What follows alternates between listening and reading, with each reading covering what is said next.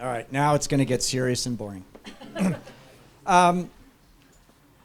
Let's see, where do we begin with health? Well, my journey, started at Apple, and I was in tech, and had a really bad experience at Stanford in the ICU, in the emergency room, and then eventually in the ICU. And afterwards, how many people have ever had an experience with the healthcare system? How many thought, wow, this was great? Okay, it wasn't like Amazon. It wasn't like, we're getting used to the consumerization of everything. And one of the things Bill brought up is big markets are key. And healthcare is actually, I think, the biggest market by far. But it's just 19% of GDP. And growing. And it's not really ideal. So what's exciting, and Nanxi, with an X, the X factor.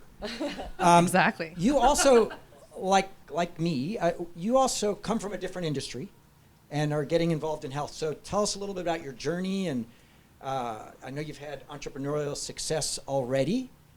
Why health, and how are you going to fix this? We've got all the solutions for healthcare right here, Blaze.tech. So first of all, I just want to say, if you have a friend in healthcare, they're a doctor, they run a healthcare business, do them a favor, tell them about Blaze.tech. They will thank you for it. The journey into healthcare for Blaze was actually a little bit accidental. My co-founder Tina over here, before this, we started one of the largest digital signage software companies. And if you thought healthcare was boring, let me tell you about digital signage software. Now, we were fortunate that we grew it to be an industry leader. It's still one of the most popular digital signage software used today. There's a 50% chance when you go into an elevator and you see a screen, 50% chance that screen is powered by software that I and Tina created. I started that company right out of college, and along the way also started a biotech company, was on the board of a animal pharma company that sold to a public company, and so dabbled in healthcare here and there. Now, when we started Blaze, we wanted to solve a very big problem, and we had a vision for what we felt the world was going to be, which is you could build really complex applications that are production grade without writing any code. You didn't have to be a developer. Now, Tina, she's not going to brag about this, but I'm going to brag for her. She's on our team, 2 of the 5 people that built Microsoft SQL Azure. They're the original folks there. So incredibly talented. When we started Blaze, we wanted to build a platform where you can go build enterprise-grade applications, things that are really tough to build. And we knew the world of no code and low code. And then for no code, you have all these different builders. You can build it really quickly, the Lovables, the Replets of the world, but they're not enterprise grade. Try going and building a customer portal where you have different user permissions. It's not going to work. And then you have the world of low code. They're great. You can build these enterprise applications, but they still require an engineering team. We said, how about we take the best of both worlds? You don't have to write code, and you can build enterprise-grade applications. And because of our background in building some of these very enterprise, very large-scale applications, particularly in my co-founder Tina's background, we incorporated security from day one into Blaze. So again, we were a pretty horizontal platform. We weren't specifically targeting healthcare. We went and got a lot of these pretty difficult security compliance to features added into the platform. And then suddenly, we just started seeing all of these inbound healthcare companies signing on board. I'm talking about Fortune 500s and some of the largest healthcare and healthcare insurance companies in the world coming inbound to our website, signing up for a demo of our platform because they said, we have something, we need it immediately. It's a very custom application. These no-code tools, they're not flexible enough to go and build this. On the low-code side, same thing. It's going to take us 12 months to go and build it, and we only have a couple of weeks.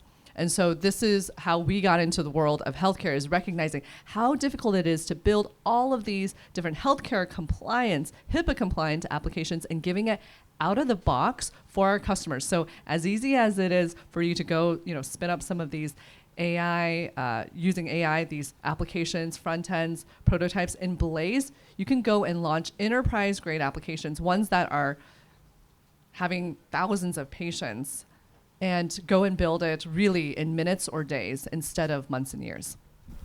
Wow, so that's really interesting. I want to riff on that 1 second. When Bill was describing the things that make really big markets. He left out, I think, something very important. I'm not disagreeing with you. I'm just trying to have a little fun with you. When I originally met Melanie and Cliff, I asked them, who's going to use this thing? And there's already all these people that use Photoshop and use Illustrator, right? And I think what we learned, one of the things we learned in Canva is there's this invisible market. There's all these people who wanted to design but couldn't because the barrier was very high. And so tell me a little bit more. It sounds a little bit like this invisible customer that the way Bill described it was, reducing the friction. But where there's these new customers, because you've got lower friction, all of a sudden it's, your restaurant owner that wants to create the menu rather than outsourcing that to somebody. How does that work? And I wouldn't expect that in healthcare, but the way you're describing it, there's these new people coming out of the woodwork that all of a sudden want to create application. Like, how does that work? Absolutely. It's not only for folks that would not have the budget to go build a HIPAA-compliant application. Building an application that has multiple users and different portals for every different user, that's already hard. Now you add in all of the HIPAA compliance required. And so we love being in healthcare because there's so much red tape that actually builds its natural moat around our business. And so we have, for example, we have a lot of entrepreneurs, doctors who become now entrepreneurs. We have a team of these 2 dermatologists out of Boulder, Colorado, where they say we run a very successful product. We're dermatologists. Now we want to go do prescription grade dermatology products online, but it's a very custom workflow. And they went and launched it. They don't have any technical knowledge. They leveraged the Blaze team, and we helped launch their application. And now they're able to scale their business beyond just seeing patients. Another example is we have an organization. They're one of the largest healthcare insurance companies in the country, and they had a security breach for an application that they were using. It wasn't HIPAA compliant. It was an emergency situation. They came to us and they said, okay, we need an application just like the one that we're using. Yes, this company spent 5 years building this application. We licensed the software. We need to replace this. We went and rebuilt that in less than 3 days in the Blaze platform. That's the power of our platform. And so it's not only for the large organizations, but it's also enabling the doctors to go become entrepreneurs. And I'll just share one more, which is we had, and I was skeptical at the beginning. We had this guy that was like actually just out of high school and building a durable medical equipment workflow where he worked at his uncle's hospice care company and was just like, there's software for this that's really terrible to go rent out DMEs. And he wanted to build something better. And this guy, who's a teenager now, is going to become a millionaire. He built this application in Blaze where it's a whole workflow using Blaze AI to generate these PDF. We just did a demo for our team today because of how amazing the application is. This teenager went and launched this full application. Now he's selling it to other companies because he had an idea. He knew what problem he wanted to solve. Now we gave him the platform to go and build it. Wow. Nanxi, that is so cool. Customers you wouldn't even expect coming into the market, making changes. David, you got your work cut out for you. So your background is in healthcare. Tell us a little bit more about that, and then how you came to found Remitz. Sure. All right. Either way. Yeah, great. Or both. Double fisting. There you go. I think I've just been curious, right? So I was, background-wise, I was a high school dropout. I bootstrapped 3 companies to multi-million-dollar revenues as a teenager, early 20s, and I don't know, topped out at about 1,000 employees, 3 different countries, and had a little data breach, just government got a little man in the middle. Decided to go back to school, and of all places, ended up at Harvard. Realized that through their extension program, they don't enforce prerequisites. So I took 3 years of graduate work in bioengineering and nanotechnology that would normally be reserved for like an MD, PhD, and there's maybe 200 people on Earth that are trained in that every single year. So I didn't belong there, but I found there were very small class sizes, and it was a great ecosystem to learn in. And working at Boston Children's Hospital at the time, kind of got pulled back into entrepreneurship, and through learning with COVID, we did about $100 million in revenue where we helped do some COVID tests, and basically through that discovered that, gosh, there's a real fragmented problem with like medical data and medical billing and healthcare operations. So built software and infrastructure that's now scaled to about 15 million patients. And I think very early days for us, but yeah, that's basically it. So got a big lab and lots of data and trying to build an ecosystem and data infrastructure that will enable, companies like yours and other innovators in the room to, build things in healthcare. I'd love for us, we can integrate your solution into Blaze. I'll give you guys data like you have no idea. It'd be awesome. You can do a lot of cool stuff with it. I love it. I have so many questions for you, actually. Okay. Go for it. Take it. Okay, so one of the crazy things in healthcare that we learned is it was only up until recently that there was a law that was passed. TEFCA, is this right? Okay, top of mind for you. Where before, right now, you really can't, as an individual, go and just access all of your data. It's really difficult. You'd have to go look up each of the health systems that you were in and try to get the logins to go. Now, finally, there's a law where slowly some of these healthcare networks are joining in so that you can access this data. One question that I have is, how did you tap into all of the different networks? Did you use like a Redox of the world? Did you build it yourself? What did you do to be able to tap into this network of data? Yeah. So funny you asked that. So because we literally couldn't get the data, we tried like some of the competitors and legacy groups that were there, like Particle Health and Gorilla. We tried that too. Yeah, they don't work. That's the problem. So it's funny you mentioned TEFCA. So we're on another interoperability framework called Care Quality, so which is a little bit more established. So we're one of 100 companies that can tap in directly to that ecosystem. So we actually became the implementer. It was a 2-year process. And what we found is that the traditional system uses kind of a blunt instrument, right? If you're a patient or if you're a doctor looking for patient records, a lot of them use just a very simple radius search. So they'll say, okay, cool, here's the address you gave me for John Doe.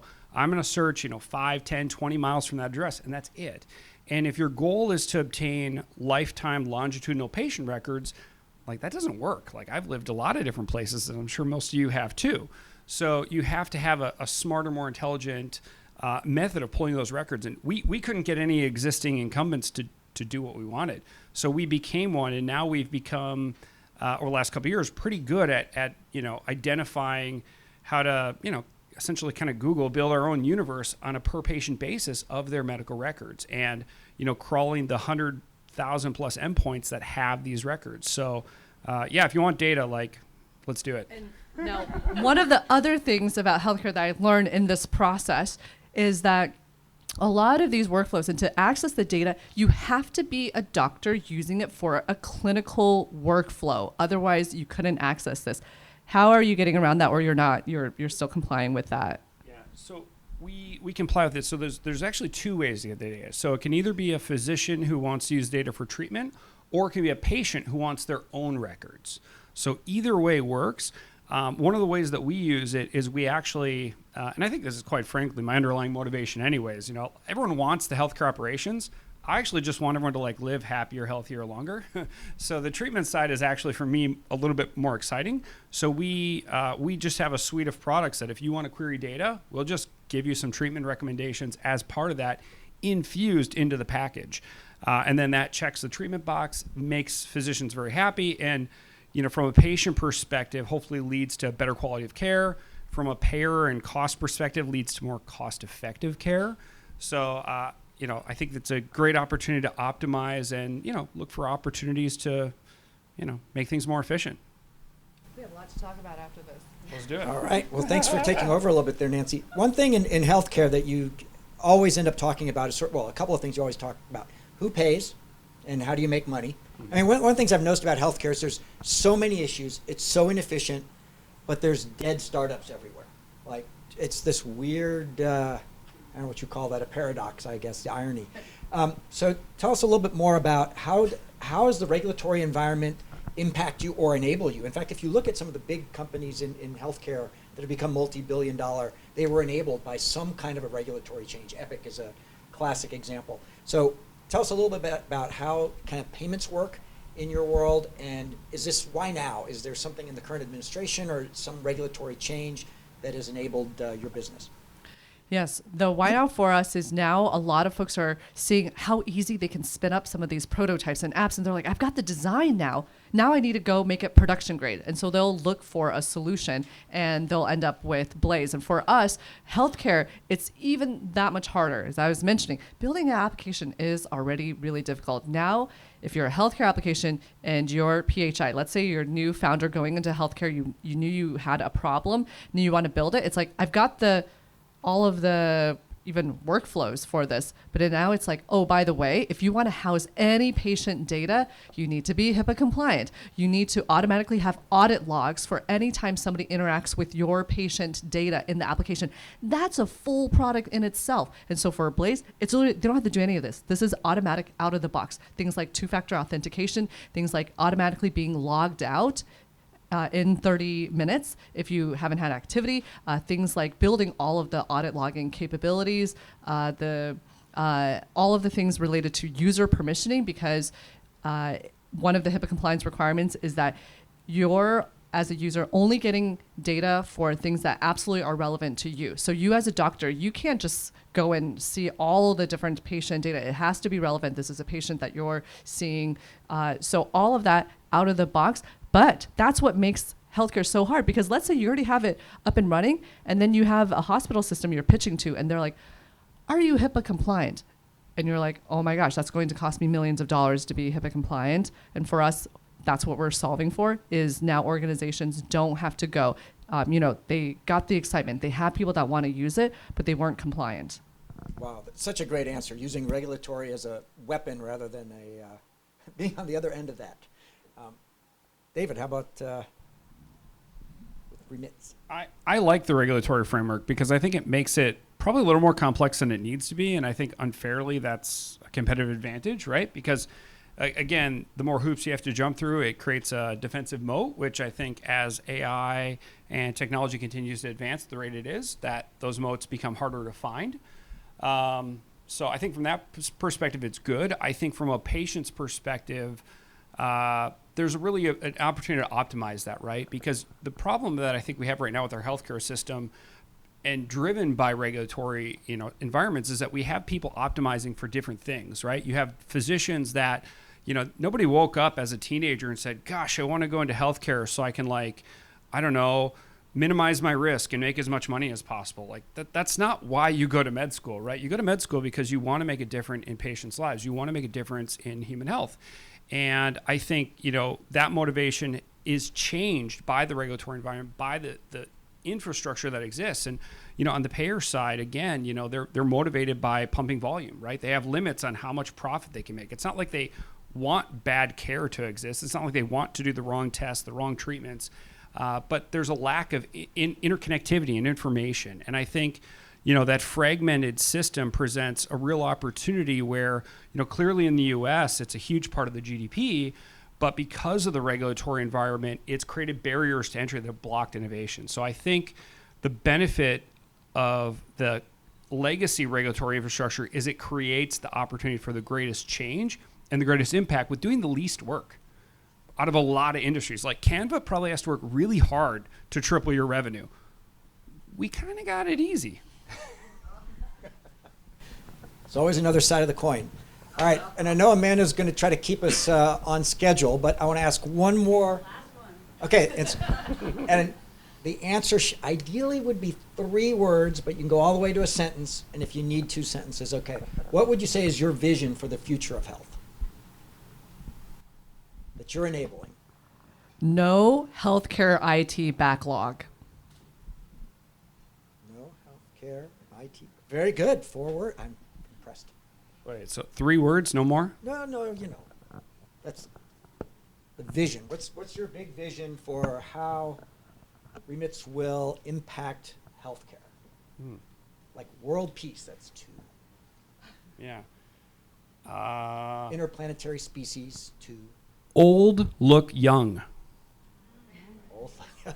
I need that. Sold. All right, thank you guys.